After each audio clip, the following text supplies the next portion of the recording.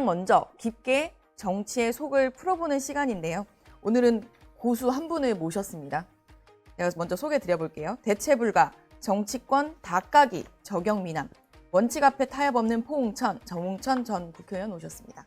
안녕하세요. 안녕하세요. 네, 오늘 속풀이는 고수와 좀 깊게 풀어본다는 의미로 혼자 모셨습니다. 제가 고수는 좋아하는데 고수인지는 모르겠습니다. 네.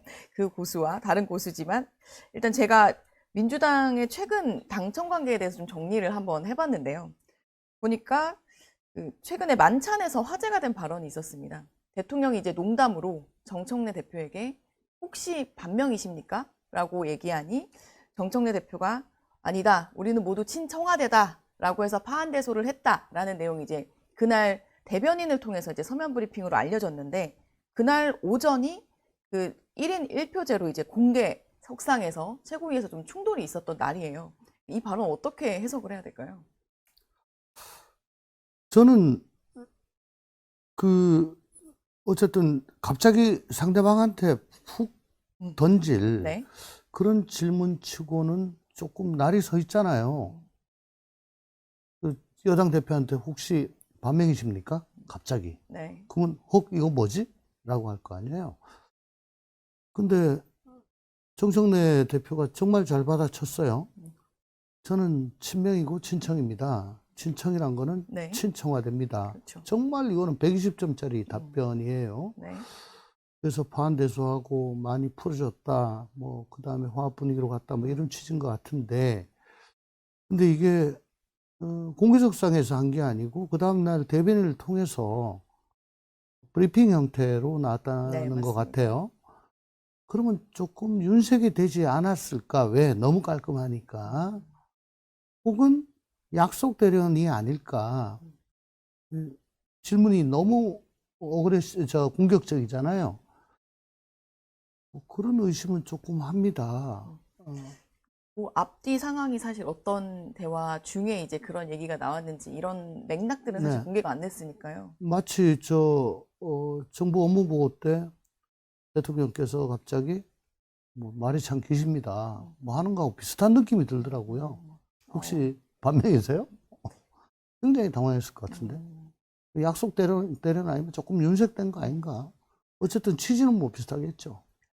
실제로 그 발언을 한 상황을 보면 1인 1표제로 그 주말에는 박수현 대변인과 강덕구 최고위원이 약간 설전을 SNS 상에서 벌이기도 하고 네. 그런 상황이었어서 혹시 이 발언에 뼈가 있다라는 해석도 있고 이제 정말 당권 경쟁이 시작된 게 아니냐 이런 해석을 하시는 분들도 있더라고요. 이미 당권 경쟁은 시작된 것 같아요. 제가 시작됐다고 보기에는. 보시나요? 예. 의원들만 보지 말고 각 지지자들의 네. 커뮤니티 같은 데 들어가 보면 생각 이상으로 이미 많이 좀 멀어져 있습니다. 네. 멀어져 있고 상대에 대해서 좀 험한 얘기들을 많이 해요. 같은 장이라고 보기에는 그걸 감안하면은 완전히 이거는 갈라져 있고요. 지지자들은. 근데 그 엘리트 정치인들은 공개석상에서 또 얘기를 해야 되고 항상 노출이 되는데 그 익명으로 하는 지지자들처럼 그렇게 똑같이 할 수는 없지 않습니까? 네. 근데 어차피 당권 경쟁이다. 또 좀 더 두고 보면은 지방선거, 공천 이런 것들도 다 지금 1대1로까지 지금 가려고 하는 상황에서 최대한 많은 그 당원들의 지지를 얻어야 되는 그런 상황이기 때문에 그게 좀 절박하신 분들은 가끔씩 그 당원들에게 네. 자기 쪽 지지자들에게 호소하는 또 만족시키는 그런 강성 발언들이 툭툭 튀어나오곤 하죠. 당원들을 겨냥한. 예, 이미 시작됐다 당권 이미 경쟁은. 시작됐다. 예. 사실 핵심은 1인 1표제라고 보시는 분들이 많더라고요. 네. 작년에 한번 부결이 됐고 네. 이번에 최고위원 보궐선거 이후에 다시 추진이 되는 건데 이번에는 일단은 다 통과될 것 같다고 보시던데 동일하게 전망하시나요? 모르겠습니다. 우선 지난 그 최고위원 보궐선거 네. 때 중앙위원 50%, 뭐 당원 50% 네. 그렇게 했나요? 네. 당원표를 계략적으로 보니까 친청이로 불리는 두 분과 네. 친명으로 불리는 두 분의 네. 당원 득표를 보니까 계략적으로 55대 45로 친청 쪽이 좀 많았어요. 그러니까 목소리가 더 크겠죠. 근데 아무래도 이제 전국 단위 선거를 앞두고 있기 때문에 네. 그 55라는 숫자를 무시하지는 못할 겁니다. 중앙위에서도요. 네. 뭐 그런 의미에서 조금 통과 가능성이 더 높아진 거 아닌가. 또 이런 일표제의 당위성에 대해서는 지금 민주당 안에서는 그걸 거부하거나 부정하지 못하는 네. 그런 분위기예요. 왜? 이재명 대통령이 대표 때, 네. 뭐 그걸 계속 그렇죠. 얘기했으니까. 1인 1표제를 예. 얘기했었고. 그러니까 그거는 부정은 못하면서 다만 왜 선거 앞두고, 전당대회 앞두고 선수가 룰 개정하냐, 뭐 이런 것만 그런 차원의 예, 지금 아니죠. 하기 때문에 아무래도 반박의 논거가 좀 약하죠. 그래서 이번엔 통과되지 않겠나 하는데 저는 한 표를 던지고 싶습니다. 통과가 되더라도 이걸 이번에 바로 적용할 거냐라는 부분에 대해서 뭔가 선언을 해야 되는 게 아니냐라는 얘기도 하시더라고요. 근데 뭐 그게 그래 되겠습니까? 이재명 대표 때 당헌당규 개정이 좀 잦았습니다. 예를 들어 뭐 부패 범죄로 기소되면은 네. 뭐 당직에서 내려와야 된다든가 네. 그 공직선거 후보자가 될 수 없다든가 하는 것도 고쳤고, 또 과거 대의원 대 당원의 그 투표 비중이 한 70대 1 이상이었거든요. 그걸 낮춰가지고 지금 20대 1 정도로 낮춘 거란 말입니다. 그때도 많은 사람들이 반대를 했었죠. 그렇지만 뭐 그냥 아무 저항 없이 그냥 통과가 됐고, 그때 뭐 이 당헌당규 개정된 거를 이번에는 말고 다음번에 적용한다 그런 선례가 있는 것도 아니고, 이게 뭐 무슨 법률도 아니고 저 정해져 있는 건 예, 아니니까요. 그 내부의 규약이기 때문에 뭐 다음부터 해라, 요번에 통과는 시키되, 이거는 네. 좀 힘들 것 같아요. 뭐 통과되면 그대로 적용을 하는 거죠. 실제로 이제 당권 경쟁이 시작됐냐 이런 와중에 김민석 국무총리의 어제 이제 한 언론의 인터뷰에서 아주 짤막한 부분이었어요. 이제 당을 관심이 크다 정도로 말을 한 게 있었는데, 아, 이게 혹시 그 당권으로 가려는 거냐 그런 걸로 해석이 되는 건가라는, 뭐 일단은 국무총리 쪽에서는 그냥 다 열어놓은 것일 뿐 큰 뜻은 없다라는 취지인 것 같은데, 이 발언은 어떻게 봐야 될까요? 총리도 정책 중립 의무가 있잖아요. 그러니까 특정 당 내부 사정에 대해서, 더군다나 자기하고 결부되는 그런 일에 대해서 이 이상도 어떻게 얘기를 할까요? 이거는 뭐 나는 전당대회 나가겠다, 나는 선언으로 봐도 무방한 것 같은데, 왜 총리가 국정을 통할하고 대통령의 지시를 받아가지고 행정각부를 어, 지휘 감독하는데 매진을 해야지, 왜 집권 여당의 현재와 미래에 대해서 관심이 많다, 그건 뭡니까? 당의 현재와 미래에 관심이 크다. 그러면서 이제 서울시장 출마선에는 제 길이 아닌 것 같다. 이렇게 예, 선을 긋기도 그거는 했어요. 애초부터 선택지에서 접어진 거고요. 저는 과거 이 자리에서도 몇 달 전에 뭐 그때 뭐 오정훈 시장이 역점적으로 추진한 거에 대해서 계속 현장 방문하고 그랬잖아요. 네. 뭐 세운상가도 그렇고 한강버스도 그렇고. 네.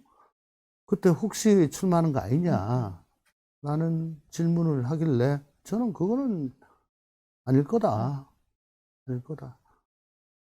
우선 이재명 대통령의 입장에서 보면은 어떻게든 다음번 대표는 정말 중요한데, 네.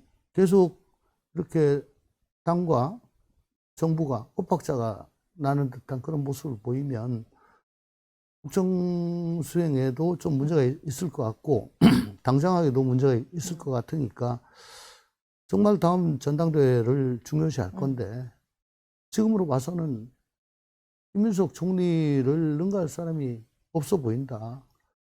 그럼 최상의 카드, 최선의 선수를 내보내려고 할 건데, 글쎄, 그에 비해 서울시장으로 나가면, 뭐 경선 통과해가지고 후보가 되면 우선 총리는 뭐 그 전에 진즉에 내려놔야 되고, 그 다음에 빠지도 떼야 되잖아요. 근데 그때 당시만 해도 오세훈 시장이 굉장히 대세였거든요. 네. 그러니까 있는 거 다 떼고 그렇게 도전을 하겠냐. 별로 승산이 없어 보이는데. 그때도 그래서 전당대회다, 이거는. 라고 그렇게 말씀드린 바가 있습니다. 말씀을 들으니 이제 전당대회도 있고 뭐 지방선거도 있고 그래서 이제 당청 간에 이제 약간의 긴장이 더 필요해지는 중요해지는 시점이 오는 것 같은데 제가 또 관심 있게 본 부분은 최근에 이제 공소청, 중수청 그 초안이 나오면서 약간 당청 간에 또 미묘한 그림들이 여러 군데 있었죠. 법사위에서도 그랬고. 혹시 반명이십니까? 이후에 이 1인 1표제도 좀 조용해졌지만 그 부분도 검찰개혁과 관련된 부분도 확실히 조금 수면 아래로 들어간 느낌이 좀 있어요. 실제로 그 보안수 사건 관련해서는 뭐 총리도 계속 이야기를 하고 보안수사 요구권 정도면 된다라는 이야기도 했는데 이 부분도 그때 잠깐 저희가 짧게 얘기만 했었어가지고 이 보안수사권이랑 그 수사사법관, 사법수사관의 부분도 어떻게 보시나요? 김민석 총리는 그 보안수사권에 대해서 굉장히 부정적인 그런 얘기를 한 적이 있죠. 네. 그에 반해서 대통령은 야, 그래도 저 경찰의 모든 수사권, 1차 수사권이 다 네. 집중되는데 네. 견제는 좀 해야 되지 않겠냐. 이런 얘기를 뭐 해외 순방 가기 전에 네. 그 환송 나온 정청래 대표한테 얘기를 했다고 그래요. 그 생각은 변함이 없는 것 같고, 네.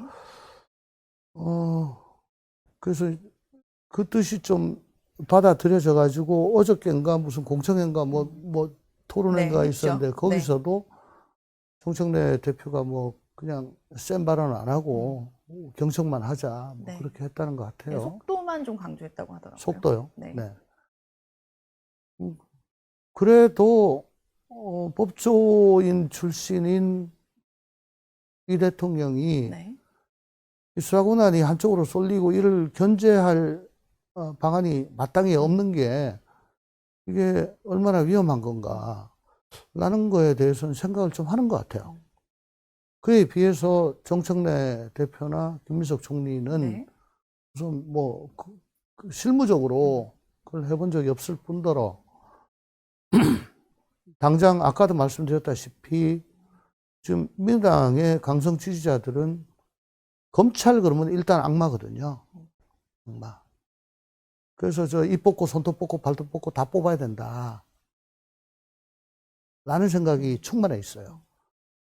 그래서 보완 수사 그러면 이제 막 급발진합니다. 극대노하고.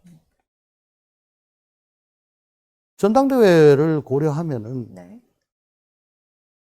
그런 당원들에게 직접 맞서기보다는 어쨌든 그들 주장에 편승하는 듯한 태도를 보여주는 게 네. 일단 손해는 아닐 거고 그걸 적극 반영하고 앞장서면은 플러스가 된다고 생각할 겁니다. 그래서 정청래 대표는 그렇게 앞으로 쭉쭉 나갔던 거고요. 김민석 총리는 어정쩡한 네. 태도를 견지하는 거 아닌가. 일단 각자의 위치에서 이제 할 말을 하고 있다라고 보시는 건데 대통령도 이게 입법 예고 기간이 아마 얼마 남지 않아서 조만간 정리를 할 것으로 보이는데 어떻게 정리되는지 일단 한번 보겠습니다. 근데 네. 수사작용이란 거는 당장에 압수수색 들어가죠. 수사하면서 구속할 수도 있죠. 네. 개인의 신체와 재산에 직접적인 영향을 미치는 정말 침입적인 행정작용입니다. 이걸 갖다가 노마크로 놔둔다는 게 말이 안 돼요. 더군다나 저걸 한 군데 몰아가지고 지금 안 그래도 지금 저 국수본 있고 또 강선우나 뭐 이런 분들 보면 서울경찰청 공공수사대 뭐 이런 데서 하잖아요. 네. 그러니까 일반 경찰이 있고 거기다가 이번에 중수청까지 한대. 네. 그럼 세 가지를 갖다 거기 다 주는데 그동안에 문제가 됐던 거는 경찰이 직접 나서는 인지수사, 특수수사, 1차 수사입니다. 네. 역시 자기네들이 수사해놓고 자기들이 기소하니까 견제를 못해요. 그래서 문제가 된 거예요. 그래서 저는 수사 기소는 분리할 필요가 있다. 네. 그렇지만은 1차 수사기관에 대해서 수사 지휘, 영장 청구권 장악하고 등 확실한 견제는 필요하다. 근데 지금 그걸 못하게 하잖아요. 보안수사 못하게 하는 거는. 보안수사 2차 수사거든.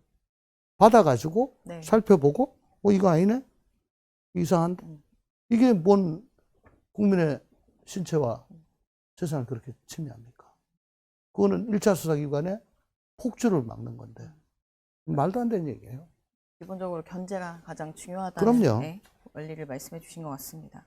오늘 있을 한덕수 전 국무총리의 1심 선고가 이제 오후에 생중계가 됩니다. 일단 오늘 이 선고가 나오면 내란에 대한 약간 판단이 좀 들어갈 보여지지 수밖에 않을까? 없죠. 네. 왜냐하면 애초에 기소는 내란 우두머리 방조로 됐죠. 네. 내란 우두머리의 범행이 인정이 돼야 그 방조가 나올 거 아닙니까? 네. 그러다가 재판부의 요구로 공소장 변경을 했어요. 선택적으로 아마 하는 것 같은데. 네. 그러니까 내란 우두머리 방조가 안 되면은 내란 중요임무 종사 이걸로 적용할 수 있게 재판부의 요구에 따라 네. 공소장이 변경이 됐어요. 공소 사실이 선택적으로 추가가 된 것 같아요. 네. 이것도 내란이 있어야 중요 임무가 있을 거 아닙니까? 판단이 먼저 있어야. 그러니까 네. 그 국헌문란의 목적과 또 그로 인한 그 군병력 투입이 폭동이냐 여기에 대한 판단이 없고서는 오늘 판결이 안 나옵니다. 일단 검찰은 구형을 15년을 네. 한 것으로 네. 어떻게 전망을 하십니까? 재판부가 공소장 변경을 요구를 했다는 거잖아요. 네. 이거는 실무상 보면은 되게 검찰이 애초에 기소한 내란 우두머리 방조로는 유죄 쓰기가 조금 힘든 것 같다. 근데 재판을 하면 할수록 내란 중요임무 종사는 맞는 것 같다. 네.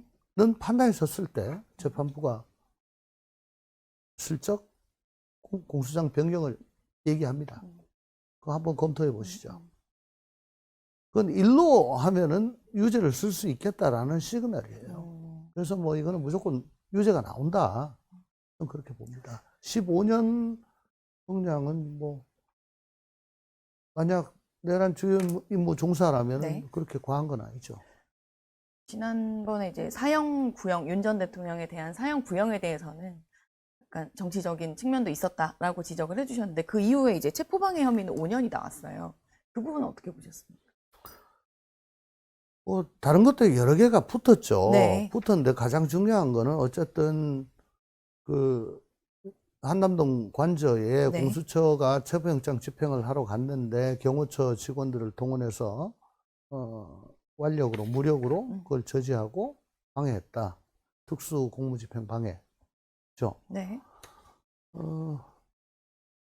특수 공무집행 방해죄의 양형 기준을 보니까 이건 이제 가중인자가 주로 많아요. 네. 예.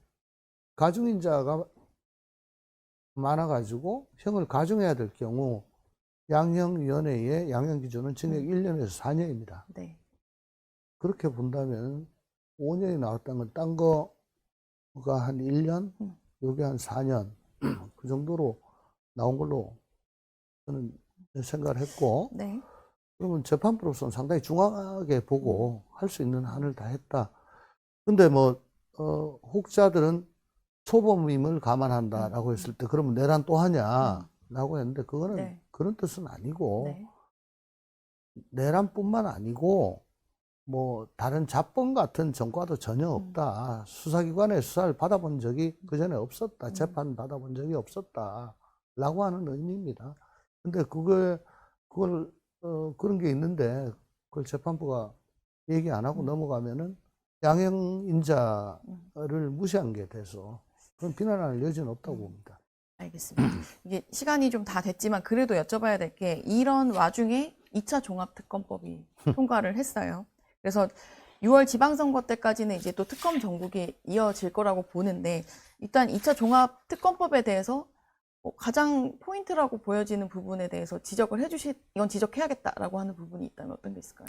우선 뭐 전반적으로 이건 특검 취지하고 맞지가 않습니다. 특검이란 거는 예외적, 보충적으로 네. 국가 수사작용에 대해서 예외적, 보충적으로 하는 거예요. 네. 그리고 일회성 원칙이 있습니다. 근데 뭐 역대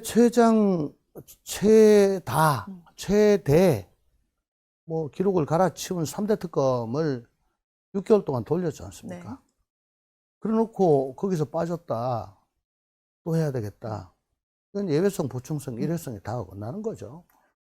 더군다나 지금 장동혁 대표가 저렇게 단식을 하면서 네. 쌍특검 받아라. 네, 그렇죠. 통일교와 공천 헌금을. 그거는 그렇죠. 뭐냐면은 특검의 원래 본질적인 것이 네.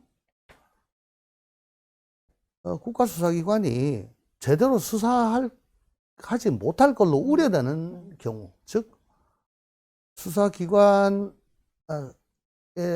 근무하는 공무원들의 인사권을 가진 쪽을 수사해야 되는 경우. 그렇죠. 그럼 수사하기 어렵겠죠, 당연히. 어렵죠. 네. 그러니까 그게 되게 살아있는 권력을 네. 향해서 특검을 지금까지 해왔고, 네. 그렇기 때문에 야당이 요구를 해왔거든요. 근데 이 3대 특검이나 2차 종합특검은 집권하자마자 서슬퍼런 살아있는 권력이 야권을 향해 가지고 하는 거란 말이에요. 일단 방향이 반대예요. 근데 뭐 윤석열 전 대통령 때 검찰이 워낙에 네. 침대 축구를 했으니까 그럴 수도 있다 칩시다. 그럼 그걸로 끝내야 되고 3대 종합특검법에 수사 미진한 게 있으면 국수본으로 다 옮겨서 거기서 네. 수사한다. 이때까지 서울중앙지검으로 갔었잖아요. 네. 그게 우리가 익숙하게 보던 거잖아. 네. 근데 실컷 했는데 안 나오니까 또 한다. 압도적인 의석수를 이용해서. 네. 이거는 특검의 취지를 몰각한 거고 이미 단물 다 빨아먹고 지금 남은 것들이 많습니다. 그렇기 때문에 이거는 정말 다수의 폭주다. 다수의 폭주다라고. 라고 할 수밖에 없고 네. 또 새로 들어간 게 보면 뭐 지방자치단체 네, 지자체장에 대한 얘기가 이 나왔죠. 뭐 내란에 동조했는지 여부. 그 선거 지금 6월 달이니까 5달 정도 남았는데 170을 하면은 얼마예요? 6개월에서 열흘 그렇죠. 빠져요. 네. 그러면 지방선거 당일에도 수사를 한참 하고 있을 겁니다. 근데 그때 뭐 오세훈 불러라, 박영준 불러라, 뭐 누구 불러라. 뭐 이렇게 되면 이게 선거가 제대로 되겠습니까? 알겠습니다. 오늘 종합특검에 대한 평가까지 해주셨습니다. 오늘 속풀이 좀 충분하셨나요? 모르겠습니다. 예. 네, 제가 다음엔 더 알차게 좀 준비를 해보겠습니다. 네, 오늘 감사합니다. 네, 정치 속